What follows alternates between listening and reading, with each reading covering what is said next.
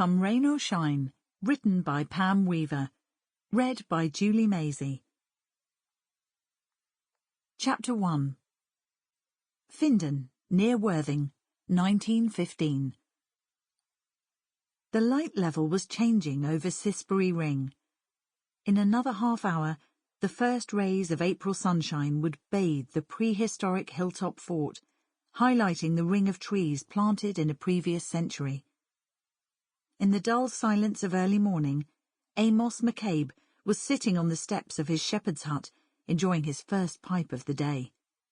Before long, his flock would stir from their sleep to feed on the chalky downland pastures. They had grazed in the same area on the South Downs, close to the villages of Whiston, Washington and Findon, for years, and because the land was not naturally fertile, they had played their part in keeping it well manured. If the soil was well prepared by his flock, the following year the land could be turned over to wheat. Bess, his sheepdog, came out from under the hut and shook herself. Amos lowered his arm, and she came to his side. He didn't speak. He didn't need to. The bond between them was strong. She sat under his right hand, and he fondled one of her ears. As soon as the first rays of sunlight streamed across the trees on the hill, Amos rose to his feet. He'd count his sheep to make sure they were all there, and then he'd return home. Lambing was over, and he'd stayed long enough to make sure every animal was sturdy. After 6 weeks out on the hills and living in his shepherd's hut, he was looking forward to sitting by his own fireplace and listening to Molly singing as she prepared their meal in the kitchen. Of course, he'd still have to come out twice a day to check on the flock, but he could enjoy a little free time at last.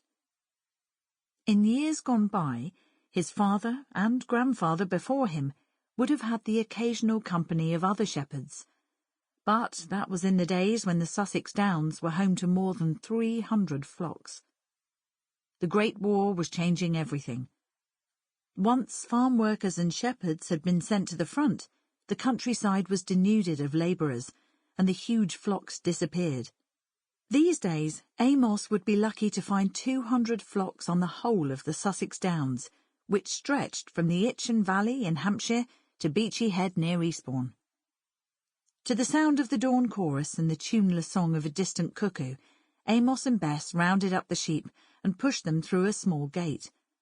This enabled him not only to count the sheep, but also to do a quick check for any signs of sickness or injury. Occasionally, he'd stop to smear a little tar on a scratch or a superficial cut, to stop the flies attacking the animal and to give the wound a chance to heal. The whole exercise didn't take long, but by the end of it, he'd noticed one ewe was missing. He knew exactly which one it was. He'd nicknamed her Slippery Sybil, because whenever she found a gap in the hedge or a weakness in a fence, she'd push her way through to the other side. It didn't seem to matter to her that she'd left behind good pasture, and now she only had barren woodland or weed-covered soil. She made a habit of wandering away from the others all the time. Under normal circumstances, he would have got rid of her, but she was a delight to the eye, with her beautifully proportioned body and an exceptional coat of wool. Amos sighed. Now, instead of going home, he would have to scour the hillside for Slippery Sybil. He found her high up on a large patch of scrubland. She had walked across a platform of last year's brambles, which spanned a small ditch, become stuck and rolled to one side. She remained forlornly waiting to be rescued, 2 of her legs dangling between the branches, the others in the air. If he hadn't found her, she would have died. Once she had been cast, she couldn't have righted herself, and the gases building up in her rumen would have eventually cut off the blood supply, firstly to her legs, and then to other parts of her body.